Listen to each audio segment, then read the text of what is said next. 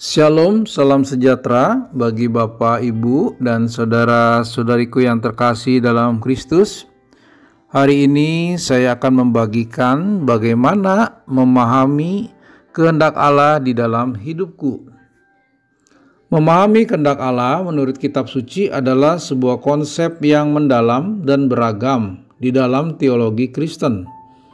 Kitab suci baik Perjanjian Lama dan Perjanjian Baru memberikan panduan tentang bagaimana mengenali dan mengikuti kehendak Allah di dalam kehidupan sehari-hari. Berdasarkan kitab suci, kita dapat mengenal bahwa kehendak Allah itu ada dua sifatnya, yaitu berkaitan dengan kehendak Allah yang sifatnya umum. Artinya, Allah menginginkan semua makhluk ciptaannya untuk hidup dalam ketaatan kepada perintah-perintahnya, mengasihinya, mengasihi sesama, dan mencari kebenaran di dalam kehidupan. Hal ini diungkapkan pada Matius 22 ayat 37 sampai 39. Jawab Yesus kepadanya, "Kasihilah Tuhan Allahmu dengan segenap hatimu, dan dengan segenap jiwamu, dan dengan segenap akal budimu." Itulah hukum yang terutama dan yang pertama. Dan hukum yang kedua yang sama dengan itu ialah kasihilah sesama manusia seperti dirimu sendiri. Sedangkan kehendak yang kedua dari Allah adalah kehendak yang khusus atau spesifik. Hal ini Allah memiliki rencana khusus untuk setiap orang, berkaitan dengan talenta, kepandaian, keterampilan yang diberikan oleh Allah, yang mencakup panggilan hidup tertentu dan keputusan penting yang harus diambil. Ini dapat digambarkan pada Yeremia 29 ayat 11 yang berbunyi, "Sebab aku ini mengetahui rancangan-rancangan apa yang ada padaku mengenai kamu." Demikian firman Tuhan, yaitu rancangan damai sejahtera dan bukan rancangan kecelakaan, untuk memberikan kepadamu hari depan yang penuh harapan. Itulah kehendak Allah bagi kita manusia. Untuk mencari kehendak Allah, maka kita dapat menggunakan sarana doa.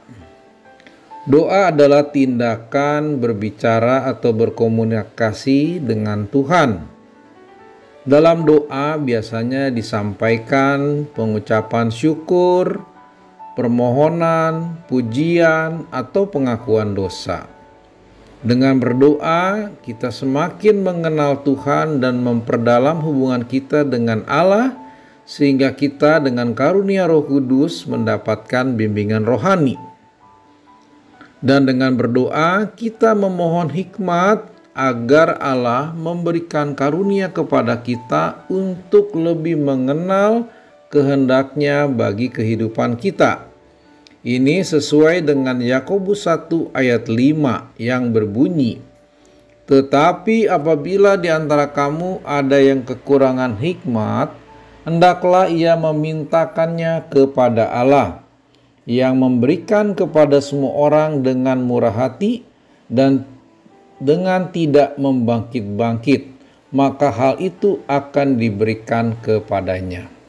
Jadi dengan berdoa kita bisa memohon hikmat agar kita memahami kehendak Allah dan mendapatkan solusi dalam kehidupan kita, dalam permasalahan hidup kita, dan kita mengerti jalan keluarnya karena Allah memberikannya dengan cuma-cuma. Selanjutnya, untuk mengetahui kehendak Allah, kita juga dapat menggunakan sarana firman Allah. Firman Allah itu terdapat di dalam kitab suci. Kitab suci yang terbagi atas Perjanjian Lama dan Perjanjian Baru. yang dapat membuat kita mengerti apa tujuan Allah menciptakan kita sebagai manusia. Ini dapat kita lihat pada Mazmur 119 ayat 105 yang berbunyi, "Firman-Mu adalah pelita bagi kakiku dan terang bagi jalanku." Firman Allah memberikan arahan dan prinsip-prinsip yang dapat kita terapkan di dalam aspek kehidupan. Sehingga baiknya kita mempunyai waktu khusus untuk membaca firman Allah, merenungkannya, dan merefleksikannya dalam kehidupan sehari-hari. Apakah yang menjadi kehendak Allah di dalam kehidupan kita?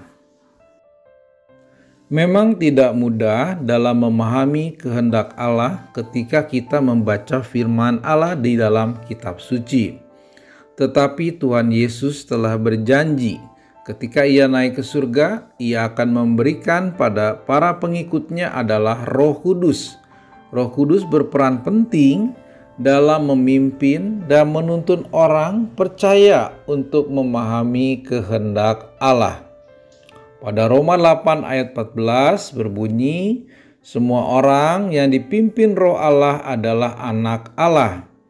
Roh Kudus membantu kita memahami kitab suci dan memberikan dorongan batin untuk membuat keputusan yang sesuai dengan kehendak Allah. Dalam mengikuti kehendak Allah, seringkali kita membutuhkan ketaatan. Ketaatan berarti kita mau setia dan taat terhadap perintah Allah. Walaupun kadang-kadang hal itu seringkali membutuhkan pengorbanan, baik waktu, tenaga, maupun biaya atau uang.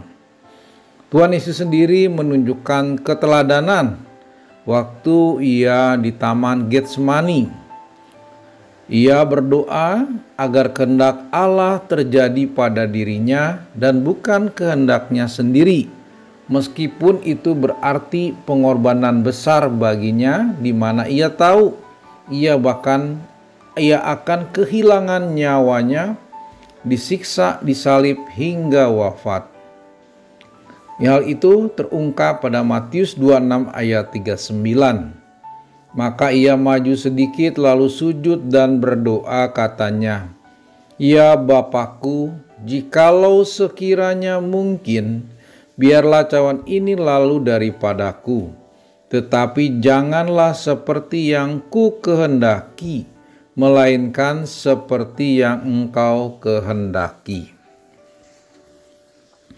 Yang berikutnya adalah bagaimana menjalani hidup sesuai dengan tujuan. Menjalani hidup sesuai dengan kehendak Allah berarti hidup dengan tujuan yang lebih besar dari sekedar keinginan pribadi.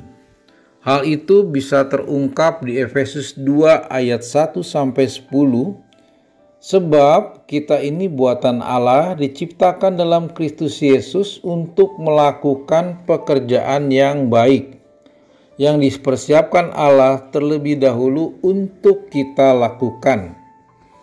Di dalam ayat ini, Rasul Paulus menjelaskan bahwa Allah menciptakan manusia untuk melakukan pekerjaan baik, yaitu perilaku rohani yang agung dan mulia. Dengan melakukan pekerjaan baik, maka manusia akan selalu hidup di dalam penyertaan Tuhan. Untuk lebih mengenal lagi kehendak Allah, maka kita pun harus mencari kehendak Allah di dalam komunitas spiritual yang ada di gereja maupun wilayah, lingkungan, dan rukun. Karena dengan ikut komunitas, kita dapat berdiskusi, berdoa bersama dengan umat-umat beriman lainnya, dan kita dapat membantu kita memahami kehendak Allah yang lebih jelas. Hal ini terungkap di Amsal 11 ayat 14. "Jikalau tidak ada pimpinan, jatuhlah bangsa, tetapi jikalau penasihat banyak, maka terjadilah keselamatan." Secara keseluruhan, memahami kehendak Allah adalah proses yang melibatkan hubungan yang dekat dengan Allah melalui doa, pembacaan firman, taat dan pengorbanan, serta memohon bimbingan Roh Kudus. Jadi dapat disimpulkan bahwa memahami kehendak Allah adalah proses iman seseorang hingga ia dipanggil Tuhan.